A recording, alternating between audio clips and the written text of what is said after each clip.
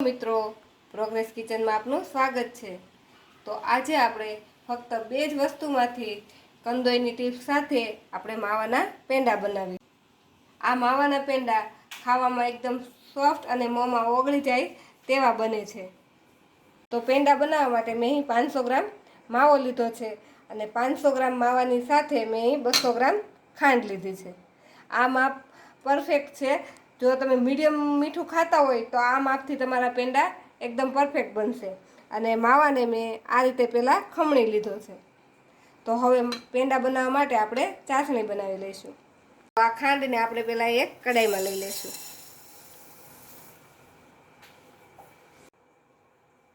તો આ ખાંડની અંદર આપણે ખાંડ ડૂબે તેટલું પાણી નાખવાનું છે। આ રીતે બધી ખાંડ ભીની થઈ જાય તેટલું આપણે એમાં પાણી નાખવાનું।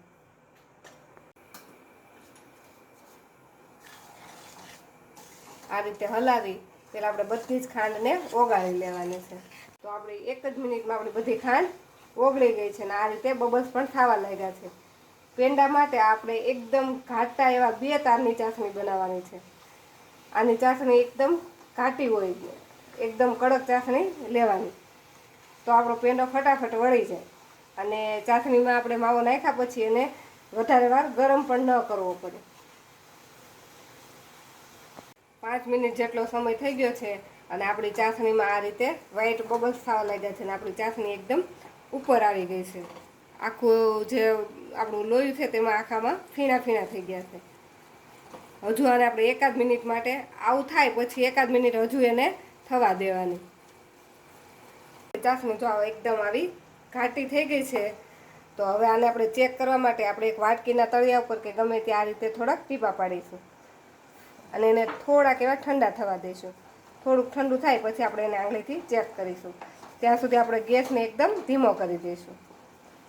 જો આંગળીથી આને ચેક કરીએ તો એકદમ ઘાટી ચાસણી બની ગઈ છે। જો આ રીતે જોઈએ તો એકદમ જાડો તાર બને છે। તો આવો જાડો તાર થાય ત્યાં સુધી આપણે એની ચાસણી લેવાની। તો હવે આપણી ચાસણી પરફેક્ટ બની ગઈ છે। તો હવે આ આપણે ગેસને એકદમ ધીમો કરી દઈશું અને તેમાં જ આપણે જે માવો લીધેલો છે તે માવો એડ કરી દઈશું।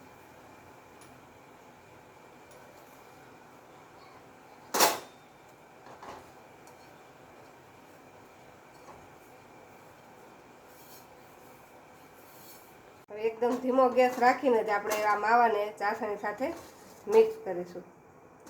આ રીતે ધીમે ધીમે હલાવતા જઈશું એટલે ચાસણી સાથે સરસ માવો મિક્સ થઈ જશે। જો આ રીતે આપણે મિક્સ કરશું એક જ દિશામાં એટલે બધો જ માવો છે ચાસણીમાં સરસ મિક્સ થઈ જશે। હવે એકદમ ધીમા ગેસ પર આપણે આને 2 થી 3 મિનિટ માટે જ રાખવાનો છે। બહુ વધારે પડતો આપણે એને ગેસ ઉપર નથી રાખવાનું, એટલે આ રીતે ફટાફટ હલાવવાનું અને બધો જ માવો સરસ મિક્સ કરી દેવાનો। અને 2 થી 3 મિનિટ આપણે હલાવશું ને એટલે તરત જ આપણો માવો છે તે પેનની સપાટી છોડી દેશે। પેનની સપાટી છોડી દઈને એટલે આપણે પછી ગેસ બંધ કરી દેવાનો। 2 થી 3 મિનિટ જેટલો સમય થઈ ગયો છે અને આપણે જો ચાસણી હતી તે માવામાં સરસ મિક્સ થઈ ગઈ છે અને તેમાંથી જો આ રીતે બબલ્સ પણ થવા લાગ્યા છે। આ રીતના બબલ્સ થાય એટલે પછી આપણે એને એકાદ મિનિટ માટે ચલાવી પછી ગેસને બંધ કરી દેવાનો। બંધ કરી દીધા પછી આપણે આને આ રીતે સતત હલાવશું। આ રીતે હલાવશું એટલે એકદમ સ્મૂથ આપણું જે પેંડા બનશે એકદમ સ્મૂથ બનશે। આ રીતે હલાવી અને આપણે એને ઠંડો થવા દઈશું। વચ્ચે વચ્ચે આ રીતે આપણે એને હલાવતા રહેવાનું। થોડીક વાર એમ જ રહેવા દેવાનું, પાછું થોડીક વાર પછી તેને આ રીતે હલાવી લેવાનું અને આ રીતે ફેલાવી દેવાનું। તો જો આપણે પેંડાનું જે મિશ્રણ હતું એ ઠંડુ થતાં આવું થઈ ગયું છે અને એકદમ એ કડક જેવું પણ થઈ ગયું છે। હવે તેને આપણે હાથેથી એકવાર મસળી લઈશું।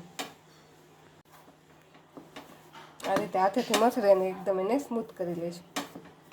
આ રીતે મસળીને એકદમ આપણે એને લોટ બાંધી તેવું બનાવી લીધું છે। હવે આમાંથી આપણે પેંડા વાળવાના છે।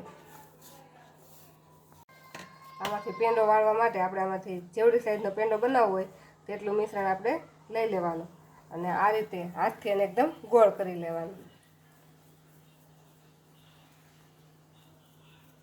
જો બજારમાં મળે એવા શેપવાળા પેંડા બનાવવા હોય તો આ મિશ્રણને આપણે જે ચોપિંગ બોર્ડ હોય કે કોઈ પણ પ્લેટ હોય તેના પર લઈ આ રીતે થોડોક રોલ જેવો વાળી લેવાનો. આ રીતે બહુ મોટો નહીં, આમ મીડિયમ સાઇઝનો એવો રોલ વાળી લેવાનો. અને આ રોલને આ રીતે ઊભો મૂકી હાથની મદદથી આ રીતે ધીરે ધીરે દબાવવાનો. બંને સાઈડ આ રીતે ધીરે ધીરે દબાવશું એટલે આપણે બજારમાં જે પેંડો મળે એવો આકાર થશે પેંડાનો. અને પછી આ રીતે તેને આ રીતે થોડો થોડો ગોળ ગોળ ફેરવી દેવાનો. તો આ રીતે આપણે પેંડો વાળશું તો આપણે બજારમાં જે પેંડા મળે તેવો જ તેનો શેપ આવશે. તો આવી જ રીતે આપણે બધા જ પેંડાને વાળી લઈશું. બધા જ પેંડા વળીને રેડી થઈ ગયા છે. 500 ગ્રામ માવો અને 200 ગ્રામ ખાંડમાંથી આપણે 30 નંગ જેટલા પેંડા બનેલા છે. હવે આ પેંડા પર આપણે ગાર્નિશિંગ માટે એક એક આ રીતે ચારોલી લગાવી દઈશું. ચારોલીની જગ્યાએ તમે પિસ્તાની કતરણ પણ લગાવી શકો. તમને જે પણ પસંદ હોય તે લગાવી શકો અને કંઈ ન લગાવવું હોય તો એમને પણ રાખી શકો. જો તમે પણ આ રીતથી પેંડા બનાવશો અને જો તમે પહેલી જ વાર પેંડા બનાવતા હશો તો પણ તમારા પેંડા પરફેક્ટ જ બનશે. પેંડા બનાવવા માટે આપણે ખાસ ચાસણીનું ધ્યાન રાખવાનું છે. ચાસણીને આપણે એકદમ જાડા 2 તારવાળી ચાસણી લેવાની છે. અને ચાસણીમાં માવો નાખ્યા પછી 2 થી 3 મિનિટ જ આપણે તેને ગરમ કરવાનું છે. તમને મારી આજની આ પેંડાની રેસીપી ગમી હોય તો અમારા વિડીયોને લાઇક કરો અને પ્રોગ્રેસ કિચન ચેનલને સબસ્ક્રાઈબ કરો.